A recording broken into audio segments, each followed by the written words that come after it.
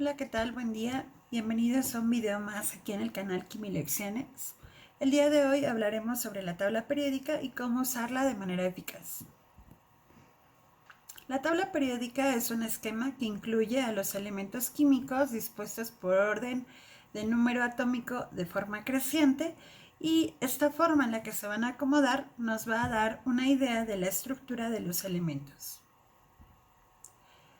Aquí tenemos una imagen de la tabla periódica en la que podemos observar a los diferentes elementos agrupados en distintos grupos y colores, que nos va a dar una idea de qué características químicas y físicas tienen, y también nos va a proporcionar otra información importante, por lo cual es sumamente importante que aprendamos a sacar el mejor provecho de la tabla periódica. Aquí tenemos un recuadro en la tabla periódica, que es uno de los elementos, y vamos a ver primero en cada recuadro qué información nos va a dar. Primero, lo que se observa en letras de mayor tamaño es el símbolo químico, que puede ser una letra mayúscula o la combinación de una mayúscula con una minúscula, y que se utiliza de manera internacional. Por lo tanto, es muy recomendable que nosotros aprendamos los símbolos químicos para podernos comunicar de manera eficaz. En la parte de abajo del símbolo químico podemos encontrar el nombre del elemento. Este nombre sí cambia de un país a otro, pero bueno, es importante que lo conozcamos porque esa es la forma en la que lo vamos a denominar. En la parte superior, normalmente, y en números más grandes que la masa atómica, vamos a tener el número atómico. Lo vamos a identificar porque es un número entero, y están los elementos en la tabla periódica ordenados considerando ese número atómico, empezando del 1 hasta el último elemento, que es el oberón. Por otro lado, tenemos a la masa atómica, que es un número donde vamos a tener números después del punto decimal. Esta normalmente la encontramos en números un poco más pequeños, y lo podemos encontrar en esta parte, o también lo podemos encontrar debajo del nombre o del símbolo químico. Por lo tanto, es muy importante que los ubiquemos dentro de nuestra tabla periódica, ya que van a cambiar su disposición de una tabla a otra. Entonces, vamos a hablar sobre el número atómico y la masa atómica. El número atómico lo vamos a representar con la letra Z, y como les mencionaba, es un número entero. Lo que nos representa el número atómico es el número de protones en el núcleo del átomo. Y cuando hablamos de un átomo neutro, ese número también es igual al número de electrones. Entonces, el número atómico nos va a dar una idea de las propiedades químicas del átomo, por eso es muy importante conocerlo. La masa atómica, por otra parte, se representa con la letra A mayúscula y es un número fraccionario. Y esto representa la suma de protones más neutrones, o sea, de las partículas subatómicas que se encuentran en el núcleo del átomo. Con esta información que nos arroja la tabla periódica, podemos llenar una tabla como la que les muestro en esta diapositiva. Entonces vamos a trabajar nuevamente con el símbolo de plata. La primera columna me pide el nombre. Entonces, el nombre de este elemento es plata. Luego, siguiente columna, me está pidiendo el símbolo químico, que ya dijimos que es AG. Número atómico 47, masa atómica 107.87. Y a partir de estos datos del número atómico y la masa atómica, podemos conocer el número de protones, electrones y neutrones de cada átomo. El número de protones, recuerden que es igual al número atómico, por lo tanto, voy a colocar el mismo número. Este número nunca va a cambiar porque es el que representa exclusivamente a ese átomo. Cuando nosotros cambiamos de número atómico, automáticamente cambiamos de protones y por lo tanto cambiamos también de elemento químico. Los electrones sí pueden llegar a cambiar cuando nosotros tenemos iones positivos o negativos, o sea que han perdido o ganado electrones. En este momento solamente hablaremos de átomos neutros y por lo tanto el número de protones y de electrones tiene que ser el mismo. Y para calcular el número de neutrones, lo que tenemos que hacer es una resta, de la masa atómica menos el número atómico. La masa atómica tiene que manejarse redondeada.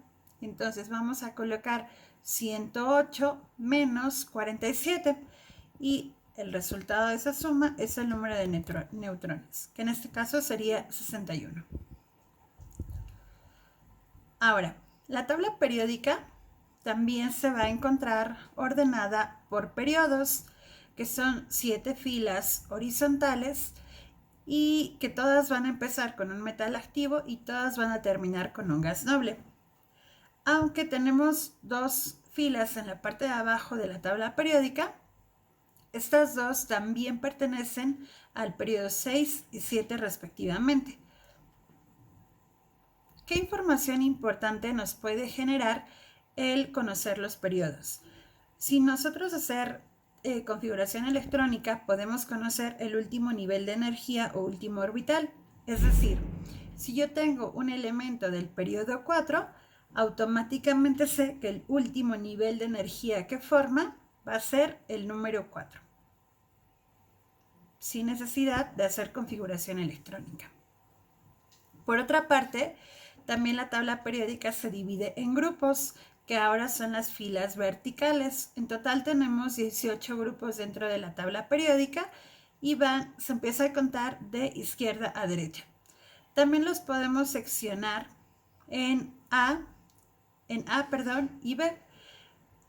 Aquellos que pertenecen al A son las 2 primeras columnas y las 6 que se encuentran en el lado derecho. O sea que toda la parte central es del B. Aquí en el A tenemos 1, 2, 3, 4, 5, 6, 7 y 8A. De hecho, así lo vamos a encontrar en la tabla periódica, ubicado con números romanos seguidos de la letra A mayúscula. Y en cuanto a los metales de transición, lo tenemos aquí el 1B, 2B, luego regresamos y acá tenemos 3, 4, 5, 6, 7 y esas 3 pertenecen a la 8B, perdón. Esto es importante porque nos va a permitir conocer los electrones de valencia sin necesidad de hacer configuración electrónica. ¿Qué quiere decir? Que todos los que pertenecen al 1A tienen un electrón de valencia. Los que pertenecen al 2A tienen 2, los del 3A 3 y así sucesivamente hasta que los gases nobles tienen 8 electrones de valencia, ya que están en el grupo 8A.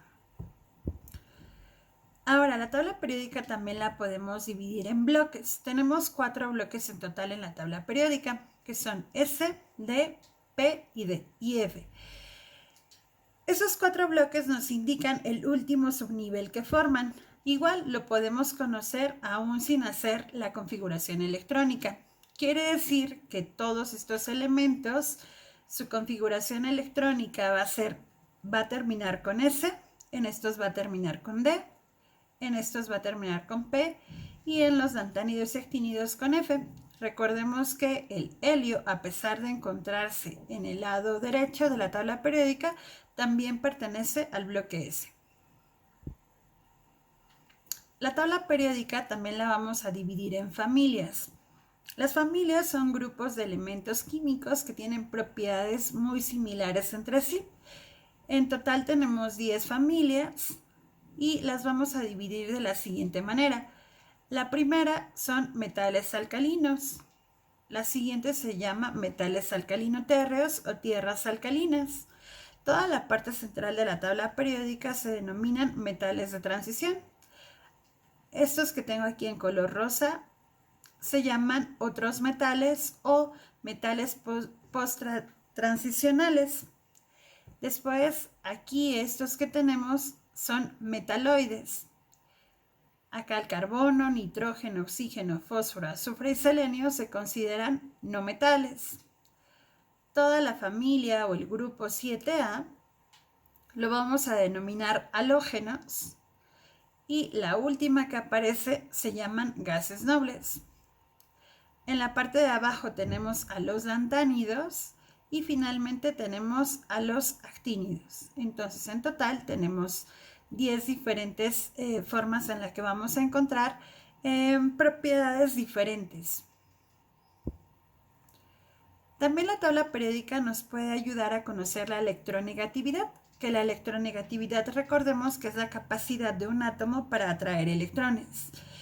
Nosotros, al ver la tabla periódica, podemos distinguir que la electronegatividad aumenta de abajo hacia arriba y de izquierda a derecha, sin contar a los gases nobles. Recuerden que los gases nobles tienen 8 electrones en su último orbital, por lo tanto no son electronegativos, ya que no requieren de atraer electrones de otro átomo. Entonces, dicho esto, el flúor que se encontraría aquí sería el átomo más electronegativo de toda la tabla periódica. Y la electronegatividad nos puede servir para conocer el tipo de enlace que puede formar. Esto sería todo por el video de hoy. Espero que les haya gustado y les sea de mucha utilidad. Nos vemos la próxima.